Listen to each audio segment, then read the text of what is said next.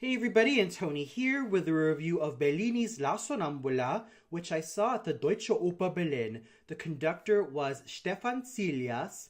The production and dramaturgy were handled by Yossi Vila and Sergio Morabito. The assistant dramaturgist was Lars Gebhardt. The assistant director was Philine Titzel. The sets and costumes were done by Anna Fibrock. The lights were handled by Reinhard Traub and Mario Fleck, and the chorus master was Jeremy Bynes. This also marks the second time this opera was performed at the Deutsche Oper Berlin ever since its premiere on January 26.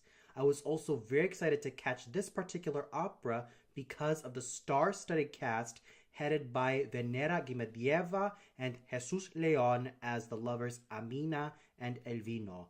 I will gladly talk about all the singers much later in this review, but first, my thoughts on the production. I thought the overall production was a sort of deconstruction of what Bellini's libretto and scenario had in store. From a bucolic and absolutely scenic and open production that we would usually expect in traditional ones, we are then treated to something that is a lot more claustrophobic, a lot more cramped, and dare I say closed, as if everything feels so frigid and rigid. This is also reflected on the characters. We all know that Amina is very sweet, innocent, and the girl next door. Here, she is essentially cloistered and basically a teenage girl on the verge of becoming a young adult woman. Now, the reason why she is the way she is because of her conservative upbringing, all thanks to her stringent, strict, and domineering foster mother, Teresa. Now, I'm pretty sure that those of you who know Teresa in traditional productions of Sonnambula know her to be a lot more compassionate, kind, and warm. This Teresa is a lot more domineering and constantly rears her foster daughter from beginning to end. And Elvino comes off as rather sleazy and opportunistic rather than the boy next door we're always accustomed to. Lisa is essentially her catty self, as she's always been. But the most normal character definitely has to be Conte Rodolfo, who manages to maintain his sense of savviness and absolute dignity. And interestingly enough, instead of having Amina fall for Elvino, her betrothed and supposedly childhood friend turned fiancé, she then has the hots for Conte Rodolfo, which kind of makes sense because I guess the people behind this production tried to show that Amina is still a teenager on the verge of becoming a woman. So of course she's going to have feelings that make her feel rather confused. And of course she's going to have certain standards about men that might make her feel like she could be attached to this particular quality of a gentleman rather than something to be expected from Elvino. And maybe she still has those feelings of growing up, especially when it all comes down to intimacy. And I do kind of enjoy the fact that Elvino doesn't come off as this boy next door type of person who gets easily jealous, but is rather opportunistic and comes off as a bit of a cad who tries to make Amina see through him as a person, but at the end of the day, Amina is still having her eyes on Conte Rodolfo even when she's supposedly sleepwalking. In terms of that sleepwalking scene, it's essentially a way to show that Amina not only has the hots for the Count, but is also very attracted to him. There's something about the Count that turns Amina on, which I thought managed to deconstruct the whole relationship that Amina had with Elvino and the friendly one that she had with the Count, which also leads up to this whole mess with Elvino getting easily jealous and easily upset with Amina and even accusing her of being faithless to him. So there are definitely a lot of interesting facets to this overall production, especially when it comes to the director's vision of the entire story. And I also kind of liked it that Lisa left the scene and basically said, screw it, as if though that she already surrendered and she really had no purpose to be in that rundown type of motel, as if to say that she is no longer interested in being invested on Amina's happiness with Elvino, even though she would have loved to be with Conte Rodolfo as well. So the ending is not something that could make someone feel so blissful or have that happy, joy feeling, but it definitely leaves a bittersweet taste in one's mouth to show that, yes, Amina is essentially a girl growing up to be a woman, especially evidenced when she had her period with Conte Rodolfo, especially when Lisa blatantly exposes that, and even in her sleepwalking scene, which is far more akin to a mad scene, and instead of Amina feeling completely happy with Elvino, she is just so desperate to get out of that situation, and she probably can no longer stand him, and she would have loved to go back to Conte Rodolfo's arms. So overall, while I do enjoy the certain tweaks and the certain pieces of deconstruction found in the story, there were times I kind of found it a little bit shocking, but in spite of all that, I guess it's to also give a little bit more dimension, and I try to be as open-minded to these type of productions as I can. So it was an enjoyable ride from beginning to end, and even though I was not a very huge fan of the claustrophobic and cramped production, and I would have loved to have a lot more bucolic scenery and have a lot more openness and nature, I still have to give it props for at least making the plot and the overall vision of the director come into play. So, with that said, let's get on to what I thought about the singers, starting off with Venera Gimadieva as Amina. Now, I first heard her and saw her as Giulietta in the concert version of I Capuletti e Montichi, also by Bellini, and I thought she was fabulous as Giulietta. Here, I thought she managed to have a certain vulnerability as Amina, especially in her entrance aria, Care Compagne, which then leads up to the main aria, Come per me sereno, and even the cabaletta Sovra e sen. One gets a sense of vulnerability which is evidenced in the way she produced her voice. That's not to say that she did not project. In fact, she projected rather well. It's that she had to pace herself so effectively as to ensure that she characterizes Amina to a T. She was able to characterize Amina's sheltered and very introverted nature so effectively that I was eating out of the palms of her hands every time I saw her on stage, and she managed to build herself up as the acts move on. I also loved her rendition of Ah non giunge un man pensiero, even though I would have loved to have the final high F before everything is all wrapped up. But I definitely have to say that all of her high notes and her timbre in general were wonderfully placed, and she definitely has something so brilliant in her career that I continue to root for her. When all is said and done, Venera Gimadieva was completely involved as a performer in this wonderfully iconic heroine. Jesus Leon was a youthful, dashing, and charming Elvino, and this is a role he has been singing for many years. And I first knew him by name when I was about 11 years old, when I was reading through an opera magazine.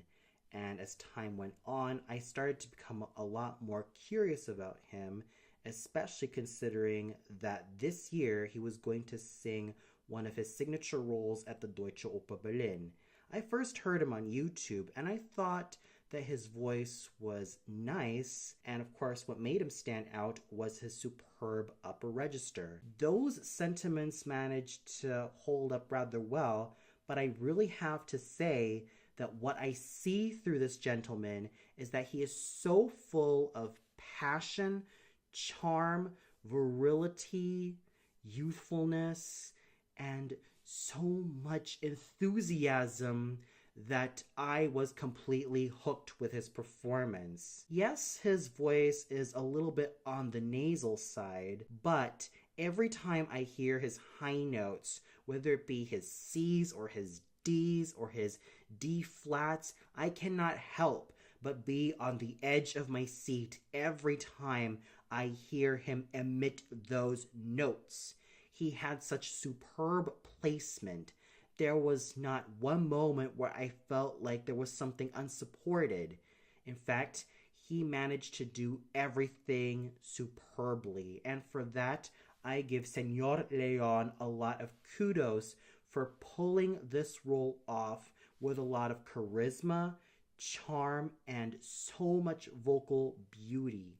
There is something about him that makes me so involved in his performance.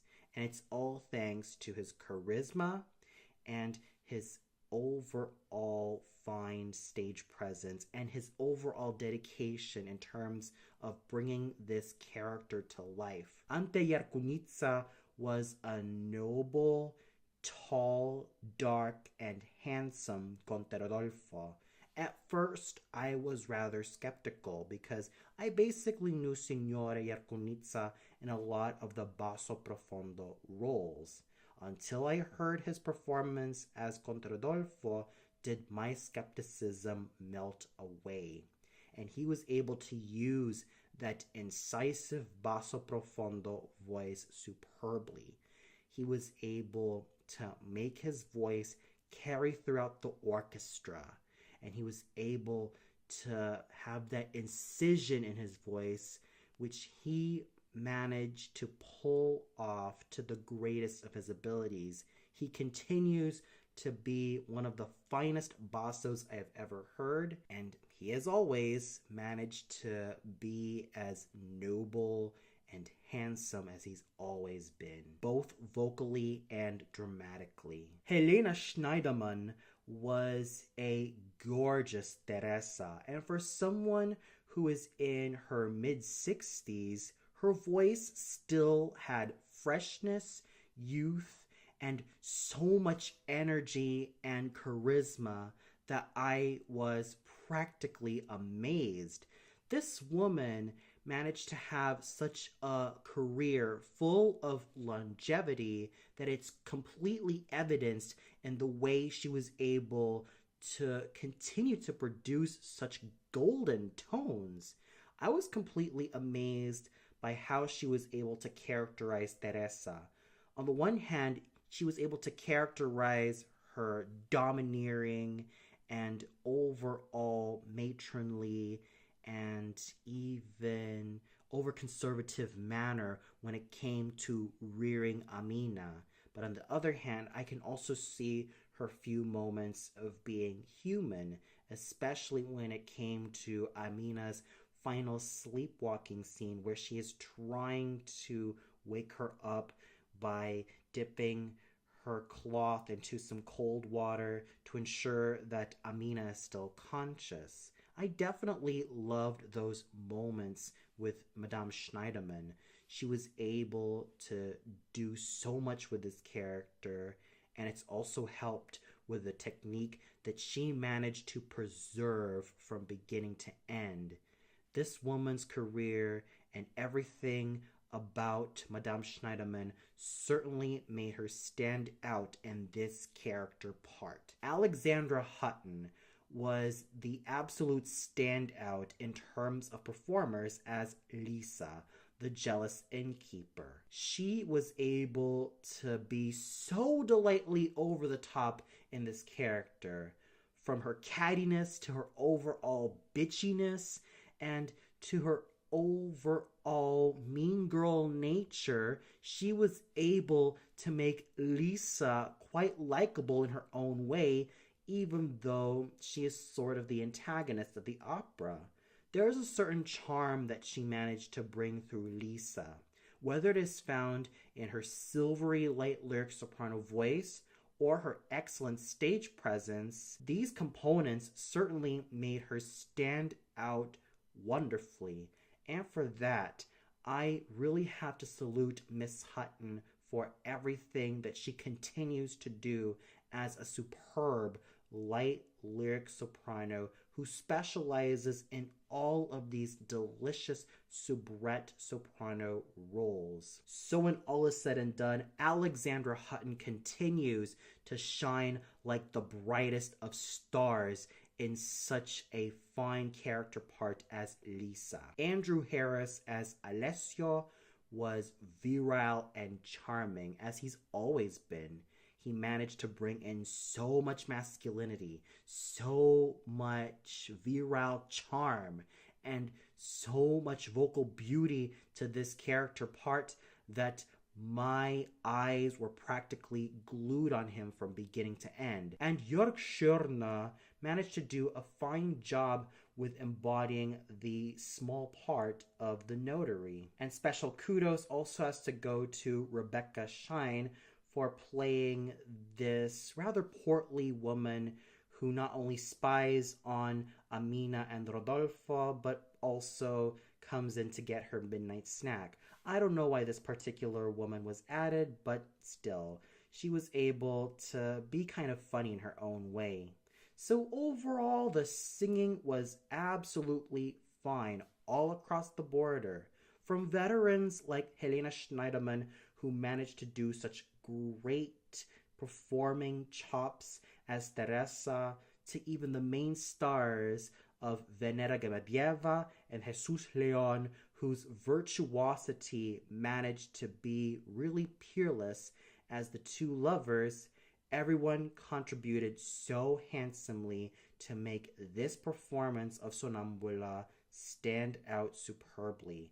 And the conducting done by Stefan Tsilias was well done. He made sure that the orchestra went together. He made sure that everyone went together in harmony, and the results were phenomenal. And of course, the chorus and orchestra of the Deutsche Oper Berlin were stellar, as they've always been. So overall, even though I am not a major fan of this frigid and rigid production, I still have to give my hat off to all the singers who managed to do such amazing jobs on their parts, especially Venera Gemebieva and Jesus Leon. Oh, and lest I forget about Ante Yerkunitsa, Helena Schneiderman, Alexandra Hutton, Andrew Harris, and Jörg Schörner. Everyone was a pro, and the results in terms of their vocal performances and of course their overall dramatic portrayals of these characters were absolutely phenomenal. And for those of you who checked out this performance of Bellini's La Sonnambula at the Deutsche Oper Berlin, what'd you think of it? Did you feel like Venera Gemebieva did a good job in the role of Amina? Did you feel like there was another singer who stole her thunder? Or did you feel like there was someone who stuck out like a sore thumb? Or did you feel like the production and the singing were not to your liking? Comment below and let me know. Well, that's all for now. Be sure to tune in tomorrow for my review of Mussorgsky's Boris Godunov starring Sir Bryn Terfel at the Deutsche Oper Berlin. So until then, good night everybody.